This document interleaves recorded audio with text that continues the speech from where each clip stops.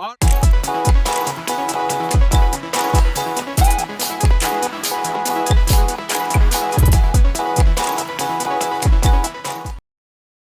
it true that Isa al-masih is the sign to mankind in the Quran? Yes. In Surah 19 verse 21, Isa is called ayatan lin-nas, which means sign to mankind. What does this title mean? The word ayat has two meanings. It could mean verse from Allah or miracle of Allah. In the Quran, Isa was sent only to the children of Israel, according to Surah 61 verse 6. This is not correct. Ayatan lin-nas in Surah 19 verse 21 means sign to mankind. The word nas refers to mankind as a whole, not man or mortal, which would be Bashar. Jesus was sent to the children of Israel, according to Matthew chapter 15 verse 24, and also to mankind in Matthew chapter 28 verse 19. In the same way, your prophet Muhammad was sent to the Arabs, in Surah 42 verse 7, as well as to all people, according to Surah 34 verse 28. Could anyone reject an ayat or sign from God? Does the Quran in Surah 19 verses 17 and 21 teach that anyone who rejects a verse of Allah will be cast into the fire like all sinners? Yes, this is a terrible truth. It is our duty to obey Allah. Jesus is a great prophet in Islam. Our Muslim scholars like Dr. Zakir Naik says, no Muslim is a Muslim if he does not believe in Jesus. The Islamic Education and Research Academy in the UK claims, I'm Muslim. I follow Jesus. Another Muslim organization, Gain Peace USA, also claims Muslims love Jesus. That's interesting. What do Muslims believe about Jesus? According to IER UK, Jesus is the Messiah, Word of God, Spirit of God, and Son of Mary. He called humanity to reconnect their hearts to God, to love, obey, and worship Him alone. Through Him, God raised the dead, healed the leper, and gave sight to the blind. There will come a day when His kingdom will cover the earth with justice and peace. Wonderful. Islam has a high view of Jesus. The Quran also commands us to fear God and obey Jesus. In the Quran, Jesus said, "Fear God and obey me," in Surah 3 verse 50 and 43 verse 63. Can you tell me how Muslims obey Jesus? Do you know the teachings of Jesus? I am not sure. Jesus said in Matthew chapter 5 verse 44, "Love your enemies, and pray for those who persecute you." He said in Matthew chapter 5 verse 28, "Everyone who looks at a woman with lust, for he has already committed adultery with her in his heart." In Matthew chapter 6 verse 6, Jesus said, "When you pray, go into your inner room. Close your door and pray to your Father who is in secret." These are great teachings.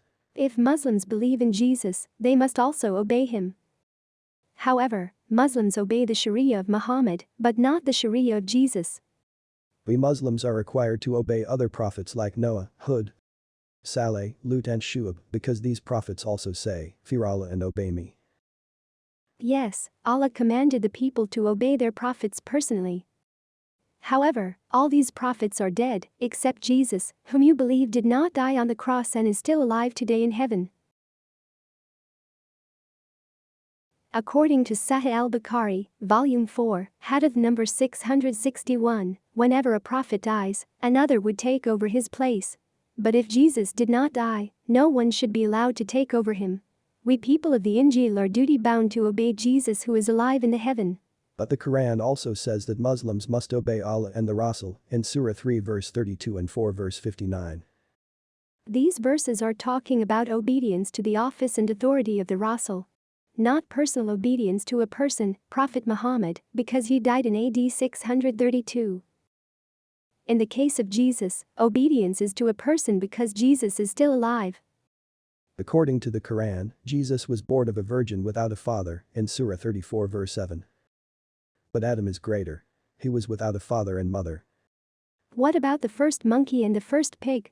Were they not also without a father and mother? Yes. Do we then say that the first monkey and pig were greater than Jesus? No. The miracle of the virgin birth of Jesus is the greatest miracle in the world because it has never been duplicated. Although prophets performed other great miracles such as raising people from the dead, these miracles will be duplicated on the day of judgment. According to the Quran, Jesus is the creator, al-Khaliq.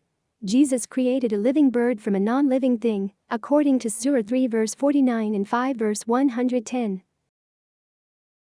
False gods have no power to create according to Surah 22 verse 73. Apart from Jesus, only Allah is al-Khaliq, according to Surah 13 verse 16, 6 verse 102, and 40 verse 6. Is it true that only God is able to give life? Yes, that is true. These are taught in Surah 30 verse 50 and 41 verse 39. Jesus was not only able to give life to a non-living thing, he was able to raise the dead, give sight to the blind and heal the lepers. Yes, Jesus did perform many miracles. But Jesus did them with the permission of Allah, bi-iznillah. Jesus needed to obtain the permission of Allah before he could perform them. In other words, Jesus was a mere creature, not a creator. The word bi-iznillah does not mean that before Jesus performs any miracle, he needs to get the permission of Allah. For example, in Surah 35 verse 32, some who wrong their own souls, some who follow the middle course, and some who are, by Allah's leave, bi-iznillah, foremost in good deeds. In the case of a good person, most probably he would ask Allah for permission to perform the good deeds. But what about the sinner? Surely he would not ask God for the permission to sin. The sinner sins as he wishes. Surah 14 verse 25 says, "It, that is the good tree, brings forth its fruit at all times, by the leave, bi-izni, of Allah." There is no need for a good tree to ask for permission to bear good fruit.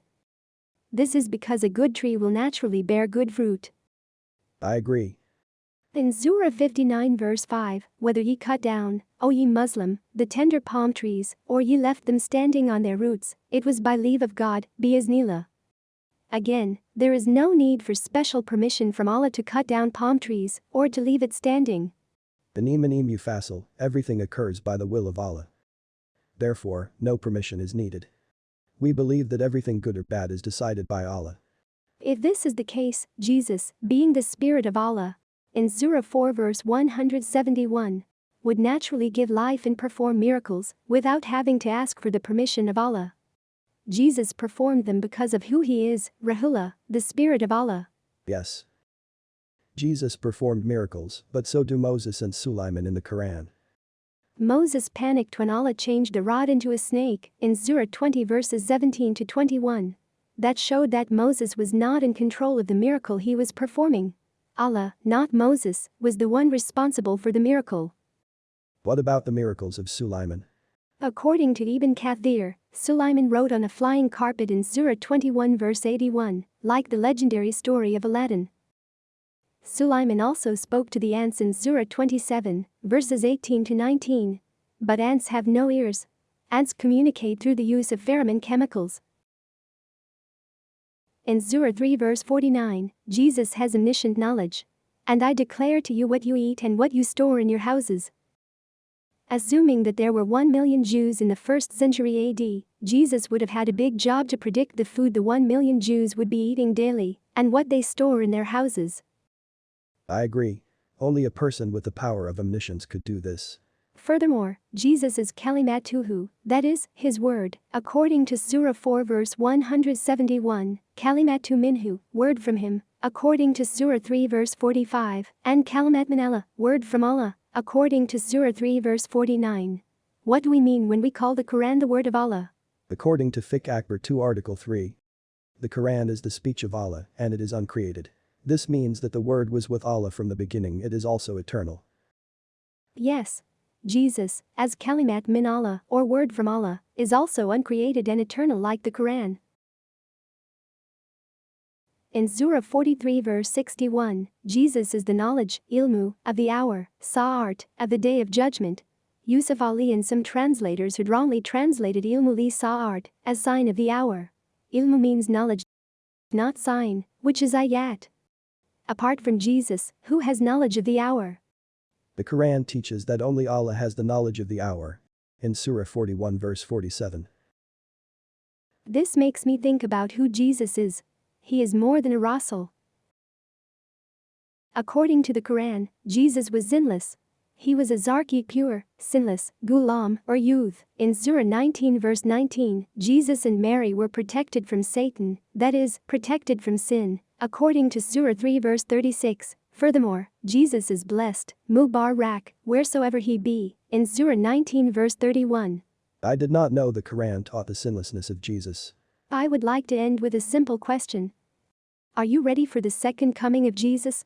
In Surah 3 verse 50 and 43 verse 63, we are commanded to fear Allah and obey Jesus. Have you obeyed Jesus personally? Did you obey the Sharia of Jesus?